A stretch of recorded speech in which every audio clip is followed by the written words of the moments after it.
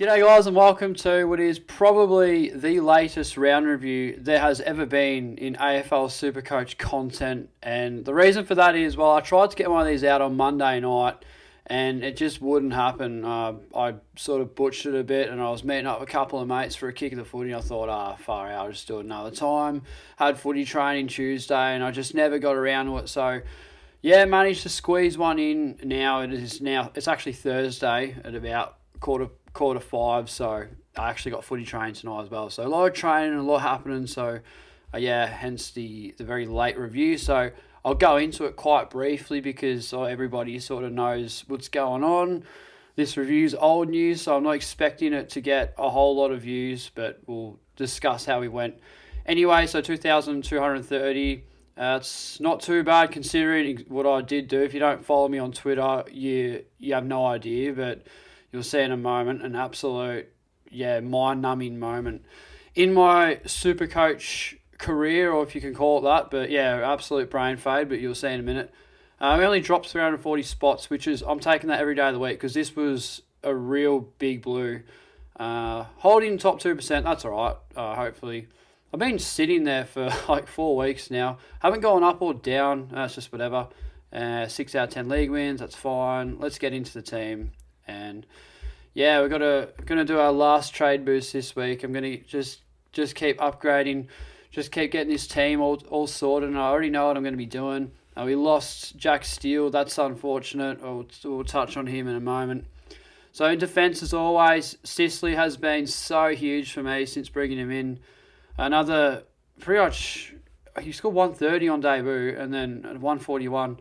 Just unreal. If you don't have him, you got to get him in because he's only going up. I don't think he'll average 115 all year. He's due for a bad score and high ownership. So if you don't have him, he's gonna make you pay. James Short, that's all right. You get those scores from him. Jack Crisp, keep an eye out on this one. I heard a little rumour saying that he's in doubt for this week. I don't know what's going on. Hopefully someone down in the comments can fill me in. But yeah, not really sure on Crisp. 170 something games in a row, the most durable player we've ever seen in footy, and hasn't missed a game since 2014. So apparently he's actually in doubt. So it's ironic that we picked him on his durability and he might not even play. So that's super disappointing. Nonetheless, we hold, but I'm not sure what's going on. We'll see later, and hopefully by the time this video is up, the teams will be out. So fingers crossed for Crispy. But at the time I'm recording this, there's no teams. It's 4:47 actually right now. So yeah, we don't know. Hewitt was huge, unreal. Held the faith with him. He come back and went bang. That ankle is fine, and you can see that from that 121. You beauty, we love that. Sinclair he stepped up when I need him to. Real risky this pick because he is a pod, and when he's down, I'm down. So that's just how it works in Supercoach. So for him to go 107, that has sort of held me up from what you can already see what I've done. I'll get to it in a minute, trust me. But yeah, what a blue. Paddy McCartan. I actually could have taken the Connie 69 here.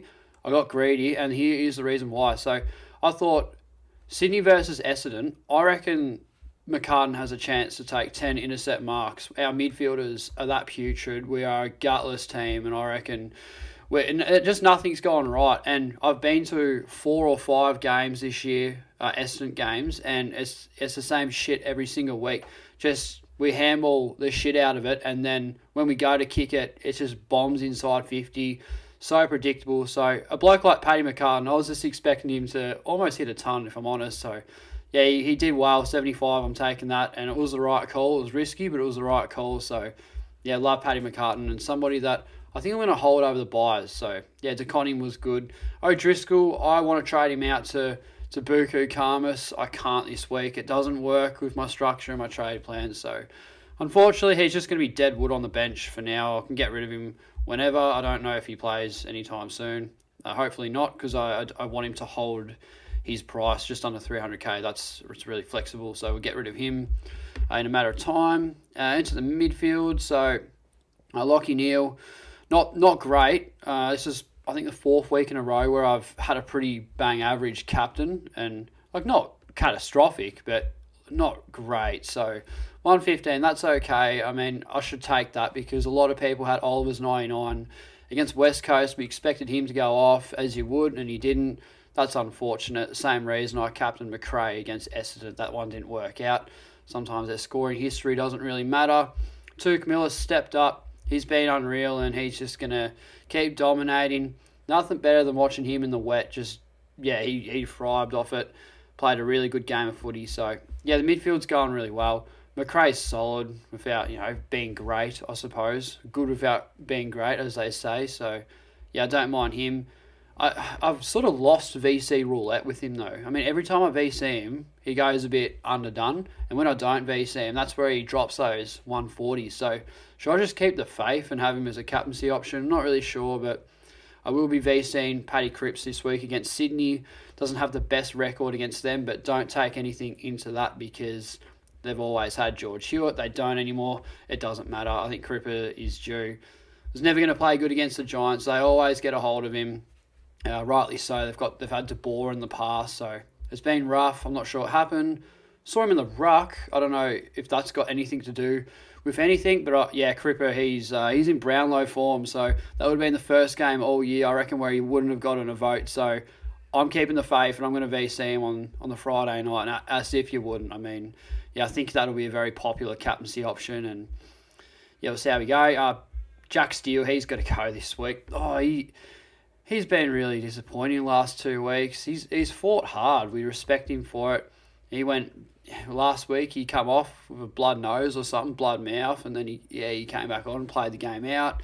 He kept going, and he carrying injury. He's a freak, and he's going to be out for 6 to 8 weeks or something like that. So he's got to go, and I've already got plans for that. I'll discuss it in a minute. Brayshaw. This was really tricky, man. This was so hard. Was it Brayshaw or Petrarca to come in? It should have been Petrarca because he was playing West Coast. That was a really obvious one, but I thought Brayshaw probably has a bit of a higher ceiling, and he gets the odd pretty bad score. It was really bad conditions. I watched all this game. I don't know why. It was pretty boring, honestly. It was pissing down rain, low scoring, shithouse clangers going everywhere. So it wasn't a good game for Brayshaw. I guess Tuke, it can be justified because, well, this is Gold Coast preseason, isn't it? They play a lot of wet weather games over the summer where it's 25 plus degrees and pissing down rain, where Brayshaw, like Freo, they're just not made for that sort of footy. So it was a really good win by Gold Coast. But as a result, not expecting much from Brayshaw, but I am this week. So, I'm excited to have him in the team, and I still think he has the potential to be a top 8 midfielder, so that's okay. And let's move on to the biggest bit of sort of real carnage in this team, Maurice Rioli. So this one was really, really painful. So I got sucked into his average. I thought, 2 80s in a row, just slap him on the field, due for a stinker. And I knew he'd go bad, but I didn't know he would go this bad. Every time he got the ball, he would get tackled holding the ball, gave away a couple of free kicks. All of his disposals were clangers. I mean, 7 is good for how he actually played. He did nothing, and annoyingly, I watched the whole game unfold on Saturday.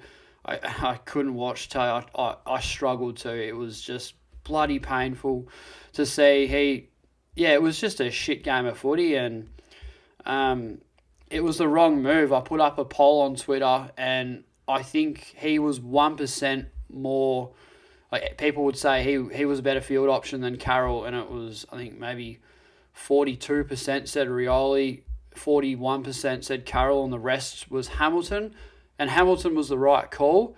So, it was literally rookie roulette, and I haven't had to do that for a while. I had Macomb on Friday night.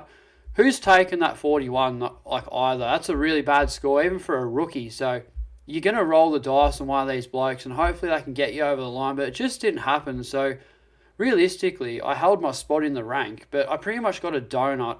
So all things considered, it's not too bad. If I can get the captaincy right and at least one rookie on field right and not lose rookie roulette, I think there's a massive chance to jump up in the ranks. I really do believe in this team this year.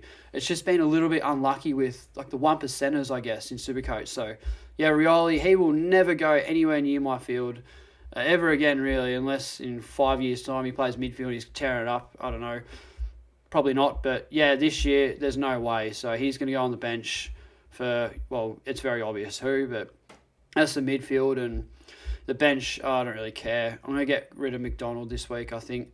He'd be the one midfielder out of all these guys that's got to go. Onto the rucks. So, yeah, this has been pretty good. So, Max Gawn had another stinker. That's great. So, I'm going to hold Wits all year. I say that every single week. But, yeah, he's R2.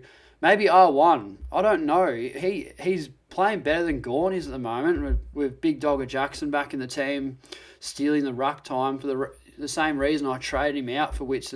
And I think this will be the move. So, Bruce up to Gawn very, very soon. I reckon it could be done in one trade. Like, if Bruce just went 120, he's going to go up to... He'll be over 500k and go on with a couple of... I've been following him. Maybe it was at an 80 and a 70 something. Could be wrong there. Correct me in the comments if I am. But could, be one trade. Like, I might not even need a downgraded rookie.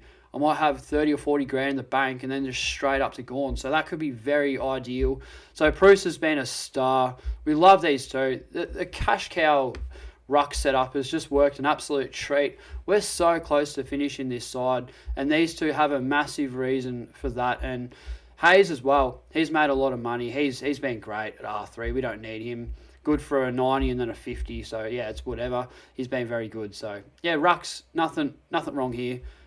Forward line, a little bit inconsistent, eh? So, Dunkley, that was fine.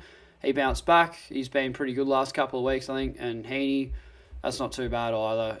I mean, you're going to get those scores. I still think he's a top 6 forward. Will Brodie definitely is a top 6 forward. Nat Fyfe in this week, how's that affect him? I am nervous, I'm not going to lie. How many... I don't think there's a position he can play. There's no other position I can see Will Brodie playing but midfield, so and inside as well. So I don't know how that affects him. We'll see how we go. Cornelio will go this week. That's really disappointing. I think every man, his bloody dog, is going to be doing that. So, yeah, it happens to the best of us, and Carlton just destroyed them. All the GWS players went shit except Bruce, so, yeah, it's just whatever. Butters responded, but 104 against North Melbourne. I'm not convinced. I don't know if he's a keeper. I think I hold him all year, and by all year, I mean, well, until I finish my team, and then with the extra trades I've got, I might move him up to a Tim English or something like that, or more of a luxury trade, but been a real failed pick, hasn't it? Maybe a fake primo. Fake primo, I reckon he is, Zach Butters. So that's really disappointing, and yeah, backed me gut and picked him at the start of the year. Thought he'd be a really good, handy selection. Not the case. So I know he's in a lot. He's in a lot of teams, high ownership, but still, yeah, it gets you. It's very disappointing. Nick Martin, 59. So that's all right. What's his break even? I think it's in the 80s, 88 or something like that. 86. So I'm going to hold him for one more week, just as a viable field option. I need him. He's not going to go up He's not going to go up a lot. Not going to go down a lot. Should hold his price. Maybe he gets to 400k. I'm not sure. Fingers crossed there. Rose has bounced back, but his cash gen is absolutely deflated from that. What was it, a 17 or something like that last week, which was a bit putrid. And then Hamilton, at least we got Hamilton in instead of Carroll. So that was a good move, but unfortunately I didn't field him over Rioli. I would have loved to have done that. That would have been a huge move. Not the case. So that's the team after round 9. So coming into round 10, what are my trades for this week? Well, here we go. I'll get rid of this tab here. And this is what I'm thinking of doing. So Steele out. That's a no-brainer. He's got to go for Rory Laird. Now, I've got two options here, I think. So pay up a bit more for Rory Laird and have what I reckon could be a top 4 midfielder. He's just in stellar form and doing whatever he wants. So I'm really backing my gut here with Lairdy. I think he's a freak. Or do I save a bit more coin? Because as you can see, I've already got a lot of cash gen, but it's going to help my upgrade next week because I'm not going to have a trade boost next week. So I'll be one up, one down with extra bit of cash gen for another upgrade. So I could save money and pick a Christian Petrarca instead of a Laird. Let me know what you guys reckon because that's one of my real dilemmas coming in around 10. Dawson will come in for Cornelio via McCartan DPP. And then Martin and McCartan will be on the field, down the forward line. So super flexible there.